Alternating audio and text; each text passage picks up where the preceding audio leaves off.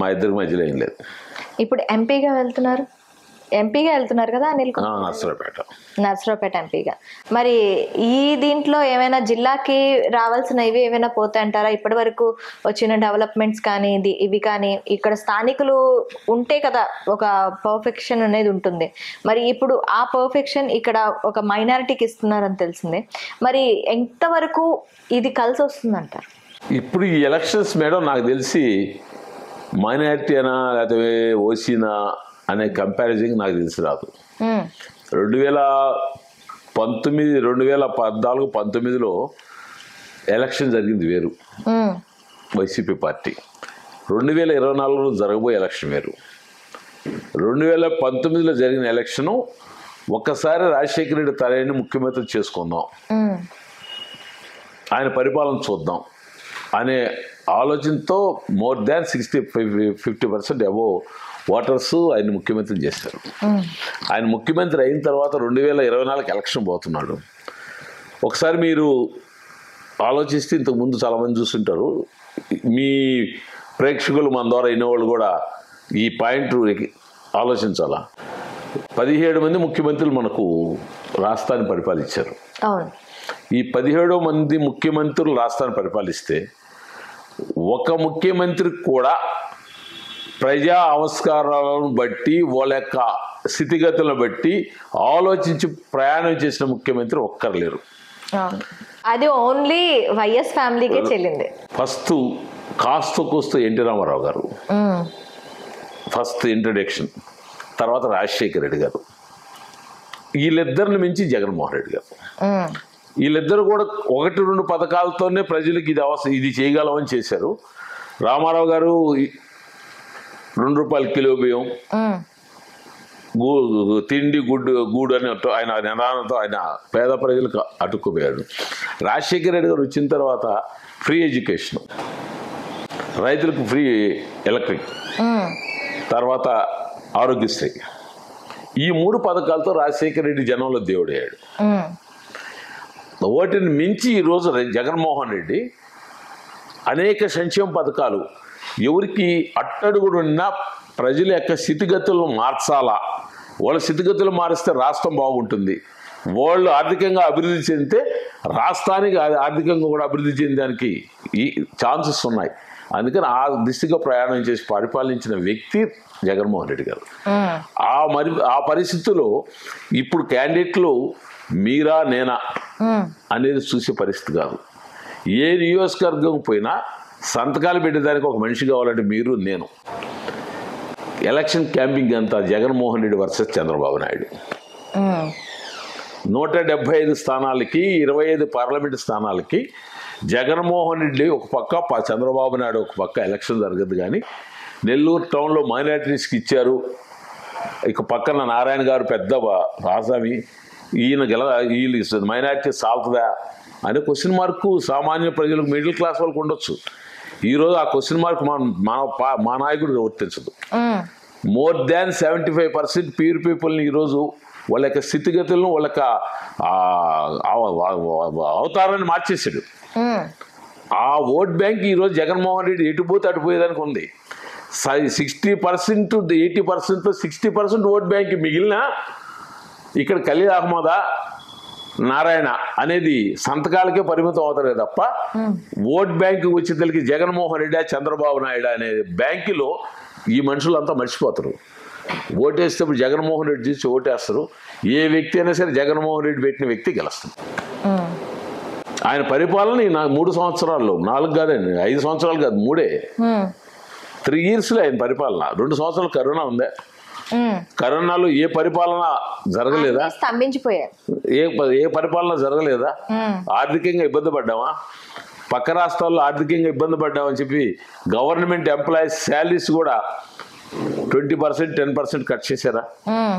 మన ప్రభుత్వం శాలరీస్ ఎక్కడా కట్ చేయలేదా? కట్ చేయకుండానే ఒకరోజు అటు ఇటు శాలరీస్ ఇచ్చాం. ఒక్క చిన్న స్థాయి వ్యక్తి రాజకీయ పరిజ్ఞానంతో, ఆయన సొంత పరిజ్ఞానంతో, ప్రజలతో సంబంధం లేని వ్యక్తి ఒక పాలన చేస్తే, గతంలో 17 మంది మినిస్టర్, సీఎంలు పరిచయం పాలన చేస్తే కంపారిజన్ చూడండి. ఆ ముఖ్యమంత్రుల పరిపాలనని ఈ ముఖ్యమంత్రి పరిపాలన మేధావులు మీ యొక్క పాఠకులు కూడా ఒకసారి ఆలోచించాలి. ఇంత ఆలోచనతో ప్రయాణం చేసే ముఖ్యమంత్రిని ఇంకొక 2 సార్లు 3 సార్లు కానీ మనం కానీ ఆయనకి ఆశీర్వదిస్తే ఛాన్స్ ఇస్తే రాష్ట్రం ప్రపంచ దేశాల్లో అధ్యక్షులు వచ్చి రాష్ట్రం ఇట్టా ఉందా అని చూసిపోయే పరిస్థితి తెస్తారు. ఆయన కాన్సెప్ట్ అది. మన రాష్ట్రాన్ని పక్క రాష్ట్రాలు కాదు పక్క దేశాల వాళ్ళు కూడా వచ్చి విజిట్ చేసిపోవాలి. ఈ రాష్ట్రం ఇంత అభివృద్ధి చెందింది ఆంధ్రప్రదేశ్. 17 మంది ముఖ్యమంత్రులు ఉన్నప్పుడు జరిగినని ఆంధ్రప్రదేశ్ ఈరోజు ఈ టాప్ 1లోకి వచ్చింది అని అంటే ఏంది? ఈరోజు టాప్ 1 వైద్యంలో, విద్యారంగంలో టాప్ 1, విద్యారంగంలో టాప్ 1, వైద్యంలో టాప్ 1. ఈ మధ్య మాకు కాంగ్రెస్ పార్టీ తరఫున ప్రచారం చేస్తున్నారు పెద్దలు, ఎక్కడ అభివృద్ధి లేదు అని. అభివృద్ధి అంటే ఏంటి? కనిపిస్తున్నవి రోడ్లు ఒక్కటే. రోడ్లు కూడా రండి, దానికి కూడా మనం ప్రిపేర్ అమ్మా. రోడ్లు కూడా మనం ప్రిపేర్. అభివృద్ధి అని లేదు అని చెప్పే ఈ పార్టీలు మనకు డివైడ్ అయింది. మనకు లాస్ట్ 2 years అయింది. ఇది సెకండ్ టైం డివైడ్ అయింది. ఫస్ట్ ముఖ్యమంత్రి చంద్రబాబు, ఆయన చంద్రబాబు నాయుడు గారి తర్వాత మన జగన్మోహన్ రెడ్డి. 10 సంవత్సరాలు రాష్ట్రం విడిపోయింది. రాష్ట్రం విడిపోయిన తర్వాత ఆ 5 సంవత్సరాల్లో ఈ రోడ్లు, ఈ కాలువలు ఎన్ని వేల కోట్లు కట్టారు వాళ్ళు. ఒక డేటా ఉంటుంది కదా గవర్నమెంట్లో, తీసుకోమనండి. తీసుకున్న తర్వాత ఈరోజు ఈ గవర్నమెంట్ ఎన్ని వేలు కట్టు, ఆ సెక్టార్ ఆఫ్ డెవలప్మెంట్స్కి ఎన్ని వేలు కొట్టుకొని పంచిపెట్టాం. డిఫరెన్స్ ఏ నాయకుడైనా ఏ పార్టీ అధ్యక్షులైనా మాట్లాడేటప్పుడు మన పార్టీ గురించి, అపోజిషన్ పార్టీ గురించి విత్ రికార్డ్, మా పరిపాలనలో మా ముఖ్యమంత్రి ఇన్ని వేల కోట్లు ఈ రోడ్లకు అభివృద్ధి చేశాడు, ఇన్ని వేల కోట్లు పలానానికి అభివృద్ధి చేశారు, మీ పరిపాలనలో మీరు ఇంతే చేశారు, కంపారిజన్ టు మా వాడికని తక్కువ చేశారు, మీరు ఫెయిల్ అయ్యారనే కదా రికార్డ్ చేయాలా. వేగ్గా జనం ఉన్నారు, 10 మంది జనం వచ్చారు, వాళ్ళ ముందు ఏదో మాట్లాడతాం, సపట్లాడతారు, వెళ్ళిపోతా ఉంటే కాదు కదా. మీరు ఒక పార్టీ బాధ్యత తీసుకున్న తర్వాత గత ముఖ్యమంత్రి ఏ సెక్టార్లో ఎంతంత అభివృద్ధి చేశాడు, ఈ ముఖ్యమంత్రి ఆ సెక్టార్లో అభివృద్ధి చేశాడా ఫెయిల్ అయ్యాడా అనే డేటా కలెక్ట్ చేసుకొని మీరు డయాసిక్కి మాట్లాడాలి. అప్పుడే ఏంటంటే ప్రజలకు నమ్మతారు. ఈరోజు మేము డోర్ టు డోర్ క్యాంప్ అయ్యేదానికి కూడా ఇదే ఆలోచనతో పోతున్నాం. రేపు అపోజిషన్ వాళ్ళు రేపు డోర్ టు డోర్ క్యాంప్ వచ్చేటప్పుడు రికార్డ్ రమ్మనండి. ఎలా ఉంది సార్ డోర్ టు డోర్ వెళ్ళేటప్పుడు? ఇంకా స్టార్ట్ చేయలేదమ్మా, నెలకి నుంచి స్టార్ట్ చేస్తాం. మేము ఒకటేమ్మా, మీరున్నారు నా వార్డులో, నేను వైసీపీ తరఫున వచ్చానమ్మా, నాకు ఓటేయింది, మా నాయకుడికి ఓటేయింది, ఎందుకు వేయాలో నువ్వు అడగొచ్చు నన్ను క్వశ్చన్. ఎందుకు వేయాలంటే ఎందుకు వేయాలని నేను చెప్పేదానికి నాకు రికార్డు ఉంది. దీనికోసం వేయాలి మీరు ఓటు మాకు ఖచ్చితంగా. మీరు కానీ వేస్తే ఇంకా మేము డెవలప్ చేస్తామని నాకు అక్కడ కాగితం ఉంది. అవతల వ్యక్తిని ఎందుకు వేయాలని క్వశ్చన్ చేస్తే ఏ కాగితం పెట్టుకొని చెప్తారు సమాధానం అనేది ముందు ప్రజలకు చెప్పాల. ఈరోజు నాడు నేడు కింద దాదాపు 73,000 కోట్లు ఖర్చు పెట్టాడు నీకు స్కూల్స్ డెవలప్మెంట్కి. దాదాపు విలేజ్ క్లినిక్లు అయితేనేవి, హాస్పిటల్ అయితే నాడు నేడు కింద డెవలప్మెంట్స్ అయితేనేవి దాదాపు 54 నుంచి 60,000 కోట్లు పెట్టాడు. రాష్ట్రం విడిపోయేటప్పటికి మన అప్పుల్లో ఉన్నాం. మన ఈ మధ్య మన కొత్తగా వచ్చిన కాంగ్రెస్ పార్టీ కూడా 13 లక్షలు 14 లక్షలు అప్పు చేసింది, అప్పులో కూరుకుపోయింది ఆంధ్రప్రదేశ్ అన్నారు. కాంగ్రెస్ పార్టీ నుంచి కూడా మీరు కార్పొరేషన్ మెంబర్గా ఉన్నారు కదా, కూరుకుపోయింది అన్నారు. మన స్టేట్ డివైడ్ అయ్యేటప్పుడు 1,58,00,000 అప్పు ఇచ్చింది సోనియా గాంధీ. మన 1,58,00,000 అప్పు ఇచ్చి మనల్ని తరివేసింది. రాత్రులు ఈ అప్పు ఇచ్చి తరివేసింది మనల్ని. అక్కడ తెలంగాణలో మిగులు బడ్జెట్ ఇచ్చింది. మన తరుముకొని వేసిన తర్వాత అది తీసుకొని మన చంద్రబాబు నాయుడు గారు వచ్చాడు, ఎలక్షన్ పోయినాం, బాబు గారు గెలిచారు. ఆయన ఏం చేశాడు, మొత్తం సర్దుదిద్దడానికి ఆయన కూడా ఎంత అప్పు చేశాడో మనం అనేదానికి లేదు. ఆయన ఖాళీ చెప్పతో వచ్చాడు కాబట్టి ఆయన సర్దుకునేదానికి 4,22,000 కోట్ల రూపాయలు ఆయన దిగిపోయేటప్పుడు అప్పు చేసిపోయాడు. ఈ 13-14 లక్షలు అని చెప్పే వాళ్ళందరికీ ఏదైనా సరే బడ్జెట్లో రకరకాలు మాట్లాడుకోవచ్చు, కానీ బడ్జెట్లో అయితే మాత్రం అన్ని చూపించాల్సిందే కదా. అవును, ఎత్తి పెట్టేదానికి లేదు కదా. మీ దగ్గర అప్పు తెచ్చుకొని పక్కన పెట్టేదానికి లేదు కదా. నేను మీ పేరు రాయాల్సిన సమా రాయాల్సిందే. నిన్న జగన్మోహన్ రేపు వచ్చి ఖచ్చితంగా అడుగుతాను అప్పు తీసుకు. జగన్మోహన్ రెడ్డి గారు నిన్న క్లియర్గా ఇచ్చాడు అసెంబ్లీలో, మన రాష్ట్ర అప్పు 7,23,000 కోట్లు, 33,000 కోట్లు.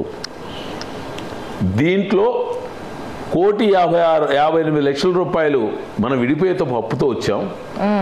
బాబు గారు నాకు ఇచ్చిపోయింది 4,22,000 కోట్లు అప్పిచ్చాడు. ఈరోజు మన అప్పు వచ్చి 7,33,000 కోట్లు మన అప్పు. ఇది ఈరోజు మన స్టేట్ ఫైనాన్స్ బడ్జెట్. ఈ యొక్క బడ్జెట్లో నుంచి తీస్తే ఎంత తేడా వస్తుంది?